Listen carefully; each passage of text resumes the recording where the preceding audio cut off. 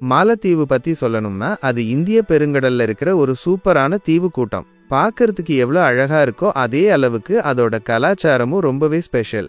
ஆனா ஒரு பெரிய சவாலையும் அது எதிர்கொண்டுட்டு இருக்கு. வாங்க அத பத்தி நாம இன்னும் தெரிஞ்சுக்கலாம். எப்படி உருவானது இந்த அழகு? மாலத்தீவுல கிட்டத்தட்ட 1200 சின்ன சின்ன தீவுகள் இருக்குன்னு வச்சுக்கோங்க. இதெல்லாம் ஒன்னோட ஒன்னு சேர்ந்து 26 பெரிய வளையம் மாதிரி பவளப்பாறைகளா இருக்கு. இதுக்கு பேரு தான் அட்டோல். இந்த தீவுகள் எல்லாம் எப்படி தெரியுமா உருவானுச்சு? பல மில்லியன் வருஷங்களுக்கு முன்னாடி கடலுக்கு அடியில இருந்த எரிமலைகளோட உச்சி மேல பவளப்பூச்சிகள் வளர்ந்து வளர்ந்து தான் இந்த இடமே உருவாச்சு. ரொம்ப ஸ்பெஷலான விஷயம் இது. இங்க ஒரு பெரிய விஷயம் என்னன்னா, மாலத்தீவு கடல் மட்டத்திலிருந்து வெறும் 1.5 மீட்டர் கிட்டத்தட்ட 5 அடி உயரத்துல தான் இருக்கு. உலகத்திலேயே இவ்வளோ கம்மியான உயரத்துல இருக்கிற நாடு இதுதான். இது பார்க்கறதுக்கு அழகா இருந்தாலும் கடல் மட்டம் உயர்றது இந்த நாட்டுக்கு பெரிய ஆபத்தா இருக்கு. கொஞ்சமா கடல் மட்டம் உயர்ந்தா கூட அங்க குடித்தண்ணி கிடைக்காது, விவசாயம் பாதிக்கப்படும். புயல், கடல் அலைகள்னு எது வந்தாலும் தீவுகள் கடலுக்குள்ள போற அபாயம் இருக்கு. இந்த பவளப்பாறைகள் கடல்ல இருந்து தீவுகளை பாதுகாக்குது. ஆனா காலநிலை மாற்றத்தால இந்த பவளப்பாறைகளுக்கும் ஆபத்து வந்திருக்குங்கிறது வருத்தமான உண்மை. எப்ப போனா நல்லா இருக்கும்? மாலத்தீவுல வருஷம் பூரா ஒரே மாதிரி வெப்பமான காலநிலையே இருக்கும். எப்பவும் 25 பாகை சீல இருந்து 31 பாகை செல்சியஸ் வரைக்கும் வெப்பநிலை இருக்கும். அதனால எப்ப போனாலும் வெயிலையும் ஈரப்பதத்தையும் உணரலாம். ஆனா மழைக்காலம்னு 2 இருக்கு. மே மாசம் முதல் நவம்பர் வரை ஒரு மழைக்காலம், டிசம்பர் முதல் ஏப்ரல் வரை இன்னொரு மழைக்காலம். நீங்க வெயில்ல ஜாலியா இருக்கணும்னு நினைச்சா நவம்பர்ல இருந்து ஏப்ரல் வரைக்கும் போனா சூப்பரா இருக்கும். அப்ப வானம் நல்ல தெளிவா இருக்கும், கடலும் அமைதியா இருக்கும். ஸ்னோர்கெல்லிங், டைவிங், நீச்சல்னு எது வேணா இங்க சூப்பரா பண்ணலாம். மக்களும் அவங்க கலாச்சாரமும் எப்படி? மாலத்தீவு மக்களோட கலாச்சாரம் ரொம்ப இன்ட்ரெஸ்டிங்கா இருக்கும். இலங்கை, தென்னிந்தியா, அரபு நாடுகள், ஆப்பிரிக்கான்னு நிறைய கலாச்சாரங்களோட கலவை இது. ஏன்னா முன்னாடி எல்லாம் கடல் வழியா நிறைய வியாபாரம் நடந்திருக்கு. நிறைய பேர் வந்து இங்க தங்கி இருக்கிறாங்க. அவங்க பேசுற மொழிக்கு திவேகின்னு பேரு. இது அவங்களுடைய அடையாளமே. அவங்க எல்லாரும் இஸ்லாம் மதத்தை தான் பின்பற்றாங்க. அதனால அவங்க வாழ்க்கை முறை, பழக்க வழக்கங்கள் எல்லாம் அந்த மதத்தோட பின்னணியில தான் இருக்கும். அங்க நிறைய அழகான மசூதிகள் இருக்கு. சமூகத்துல மீன் பிடிக்கிறது தான் அவங்களுடைய முக்கியமான தொழில். குடும்ப உறவுகள் ரொம்ப முக்கியம். ஆச்சரியப்படுற விஷயம் என்னன்னா, அங்க பெண்களுக்கு சமூகத்துல நல்ல மரியாதை இருக்கு. முன்னாடி காலத்துல நிறைய பெண்கள் ஆட்சி செஞ்சிருக்கிறாங்க. இப்போ கூட முக்கியமான வேலைகள்ல பெண்கள் இருக்காங்க. அவங்களுக்குன்னு ஒரு தனித்துவமான இசையும் நடனமும் இருக்கு.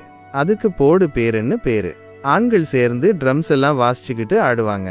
பார்க்கறதுக்கு ரொம்ப சந்தோஷமா இருக்கும். அவங்க எப்படி சம்பாதிக்கிறாங்க? மாலத்தீவோட பொருளாதாரம் 2 முக்கியமான விஷயங்களை நம்பிதான் இருக்கு. ஒன்னு சுற்றுலா. உலகத்துல இருக்கிற நிறைய பேர் அங்க வந்து தங்கிட்டு போறாங்க. அந்த பணம் தான் அவங்களுக்கு ரொம்ப முக்கியம். நாட்டு வருமானத்துல சுமார் 30 விழுக்காடு இந்த சுற்றுலாவில் இருந்துதான் வருது. இது நிறைய பேருக்கு வேலை வாய்ப்பையும் கொடுக்குது. 2வது மீன் பிடித்தல்.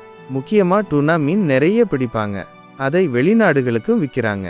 மற்ற சாப்பாடு பொருட்கள், மருந்து பொருட்கள், வீடு கட்டுற சாமான்கள் எல்லாத்தையும் அவங்க வெளிநாட்டுல இருந்து தான் வாங்கிட்டு வர்றாங்க. அதனால கடல் போக்குவரத்து அவங்களுக்கு ரொம்ப முக்கியம். என்னென்ன ஸ்பெஷல்? மாலத்தீவுல சில ரொம்பவே ஸ்பெஷலான விஷயங்கள் இருக்கு. ஒரு தடவை அங்க இருக்கிற அதிபர் என்ன பண்ணாருன்னா, காலநிலை மாற்றத்தை பத்தி பேச தண்ணிக்கு அடியில ஒரு மீட்டிங் போட்டாரு.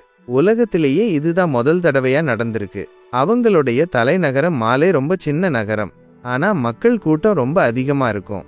டைவிங் பண்றதுக்கும் ஸ்னோர்கெல்லிங் பண்றதுக்கும் மாலத்தீவு ஒரு சொர்க்கம் மாதிரியான இடம். விதவிதமான மீன்கள், பவளப்பாறைகள்னு பார்க்கறதுக்கு அவ்வளோ அழகா இருக்கும். அங்க இருக்கிற நிறைய ரிசார்ட்ஸ் ஒவ்வொரு தனியான தீவுல இருக்கும். அதனால அங்க போனா ரொம்ப பிரைவேட்டா ஃபீல் பண்ணலாம். ஒரு தீவுல இருந்து இன்னொரு தீவுக்கு போக படகு இல்லைன்னா சின்ன விமானம் பயன்படுத்துவாங்க. அங்க பறக்கும் நரிகள்னு ஒரு வினோதமான விளவால் இருக்கும். பகல்ல மரத்துல தொங்கிட்டு ராத்திரி நேரத்துல பழம் தேடி போகும். அங்க இஸ்லாம் மதத்துக்கு முக்கியத்துவம் கொடுக்கறதுனால பொது இடங்கள்ல மது குடிக்க அனுமதி இல்லை. ஆனா ரிசார்ட்ஸ்ல கிடைக்கும். என்னதான் பிரச்சனை? மாலத்தீவு இவ்வளவு அழகா இருந்தாலும் அவங்க சில பெரிய பிரச்சனைகளை சந்திச்சிட்டு இருக்காங்க. முக்கியமான பிரச்சனை கடல் மட்டம் உயருது. பூமி வெப்பமயமாறதுனால கடல் மட்டம் அதிகமாகிட்டே போகுது. மாலத்தீவு ரொம்ப தாழ்வான இடத்துல இருக்கிறதுனால இன்னும் கொஞ்ச நாள்லேயே முழுகிடும் சொல்றாங்க. அடுத்தது பவளப்பாறைகள் அழிஞ்சிட்டு வருது. கடல் தண்ணி சூடாகிறதுனாலையும் மாசுபடுறதுனாலையும் பவளப்பாறைகள் எல்லாம் வெளுத்து போயிடுது. இது நடந்தா மீன்வளம் இருக்காது, சுற்றுலாவும் பாதிக்கப்படும். அப்புறம் பிளாஸ்டிக் குப்பை. நிறைய டூரிஸ்டுங்க வர்றதுனாலையும் மக்கள் தொகை அதிகமா இருக்கிறதுனாலையும் பிளாஸ்டிக் குப்பை அதிகமாயிடுச்சு. அதை சரியா மேனேஜ் பண்ண முடியல. கழிவுகளை சரியான முறையில அப்புறப்படுத்துறதும் அவங்களுக்கு ஒரு பெரிய சவால் தான். ஏன்னா அவங்களுக்கு நிலப்பரப்பு கம்மியா இருக்கு.